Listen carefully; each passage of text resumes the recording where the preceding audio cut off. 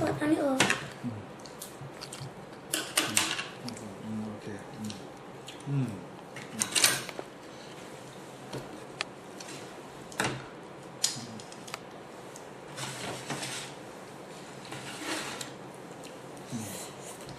ゆっくりいいよ。まだ時間あるから。ゆっくりで。星がありがとうって言って。ありがとう。いただきますでね。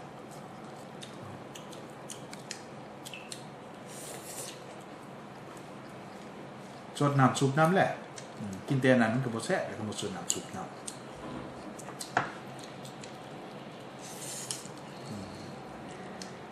ที่กินข้าวทุกเครือต้องいただきますก่อนได้ด้วยลูกหลานเด้อ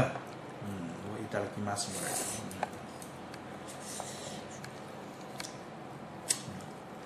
ゆっくりでもいいよ食べるときは遅くなくてもいいよゆっくりで食べてあれも食べるスープ味噌汁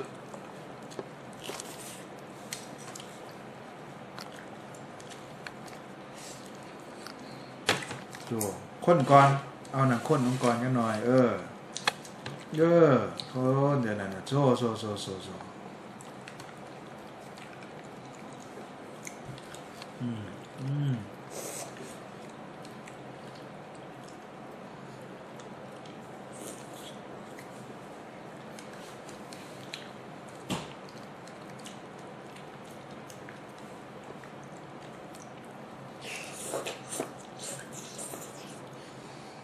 คนให้อยู่ดีมีแห้งก็ให้อยู่แดงมีฮีนี่อย่าเจ็บอย่าไข้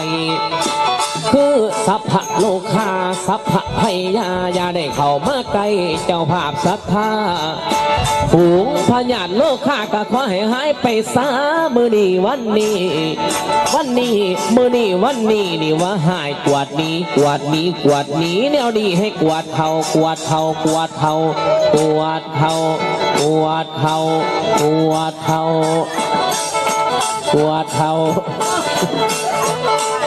บิ่งแม่ให้สัตว์แจมเจ้าก็จงมีสุขสำราญโจรภัยพญามารอย่าเบียดเบียนเวียนจองอย่าเบียดเบียนเวียนจองก็อย่าสิมีสิ่งของข้าข้างอย่างใด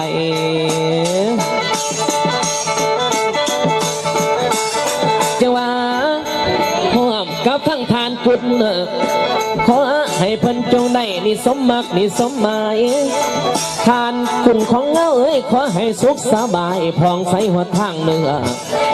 สุขเอาเนื้อเด้อเจ้าทานคุณของเงาก็จังเป็นศาสตร์ใจใหญ่ใส่เสื้อสีเทามานั่งน้ำไก่บ่ไก่ข้างหางนี้โอ้ยจังเป็นศาสตร์งามดีนี่บ่มีแนวเท่ามาสาวหมอลำภูมิใจขอยกย่อพอคุณอ้างบางท่านยังย่อยืนขอยังยืนยุกไว้บ่มีให้เสื่อมสูญจากนี้คุณพอพูดคุณพอพำคุณพอทำพอสงน้ำไม่แลลิงเบิ่งแย้มยามขน้อยอย่าให้นั่งโต๊ะตั้งต้อยตะกุนเสียงเสียสื่อขอให้เลือดฟ้าไปหน้ายิ่งทวีขอวอนสิ่งศักดิ์สิทธิ์อยู่ในที่พี่วีที่มาอยู่ในพี่พบสื่อเสียงนั่งยังมีจบตลอดไปให้ดีลงทั้งเป็นคนขมูกตัญญูคุณค่าสัญญาว่าในโลกนี้สิขอสร้างแต่สิ่งนี้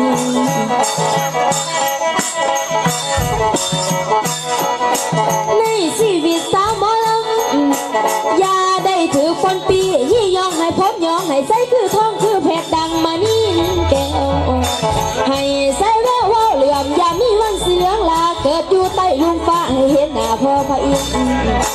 สื่อเสียงนั่งอย่าจบสิ้นในแดนดินมนุษย์โลกความทุกข์โศกอย่าให้พ่อขอให้พ่อแต่สิ่งนี้สิ่งไร้มวลในโลกนี้นั่งสุดที่ภูมิใจเรื่องแหล่ล้มและฟื้นไฟก็อย่าให้นั่งผ่านพ่อถ้าแม่นั่งสิไปพ่อบอสนุกเพียงพ่อขอให้พ่อแต่สิ่งมวลทานข้าเสียให้ซอยส่วนนี้นั่งหน่อยซอยในเด้อย่านพาดเพื่อพิษพังคนผู้ฟังจงเตือนแน่เด้อย่าพ่อย่าแม่เลี้ยงหมอลำผู้นี้ไว้ไปหน้าให้โด่งดังปานลังข้างเสียงของห้องปานเสียงเม่งงป่าห้องอยู่หน้าดังหอดบ้านเสียงจ่าตาในมวลหู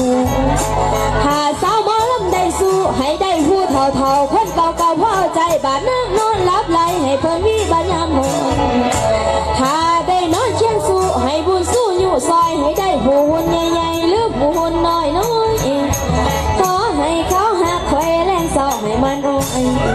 ขอให้พ่อแม่คนฟังคนหักแฟนขาน้อยสอดซอยอะไรป่าจงอีลูกปูนาและทั้งเมตตาป่านี้บังอีนางหลังนี้พร้อมทานผู้ฟังทางพี่ให้สุขีทุกขานพร้อมทั้งยาพ่อบานพร้อมทั้งยาแม่บ้าน ให้รอป่าเผาให้น้ำมาใกล้กันเมื่อนางเสียลำไก่ด้วยป่าใหญ่ใจดีน้ำมาผีเนตีฟังลำนางมัวลืออย่างนอนแล้วบัวว่าท่านเลิกว่าท่านลืนน้อยเก่าซักผ้าให้เจ้ายับมาสาเสียลำสืบให้บาดมันเลิกท่านลืนแต่จังให้ได้ดีจากพ่อนอนคอยเลยเสียสะอ่อนซักผ้านางมัวในที่เจอตั้งตอนนี้สางก้อนนี้ก็ ผู้ร้ายก็คือบ่ผู้ร้ายผู้ชายยังถือกาเช็ดหัวในป่าก็ยังว่าคนนี้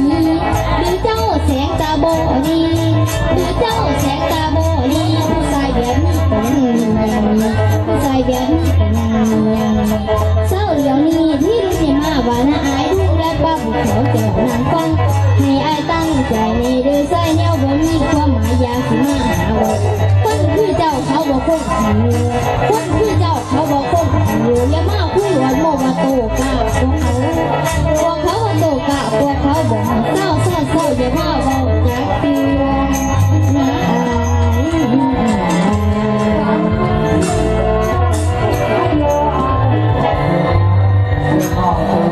ขอเสียงตบมือให้หมอลำหน่อยเลยเว้ยคนละว่าแล้วสิลำโมเป็นตัวถามหนึ่งที่สุดลำเป็น เราว่าเศร้ายังเราอีกเป็น2 เทื่อเรา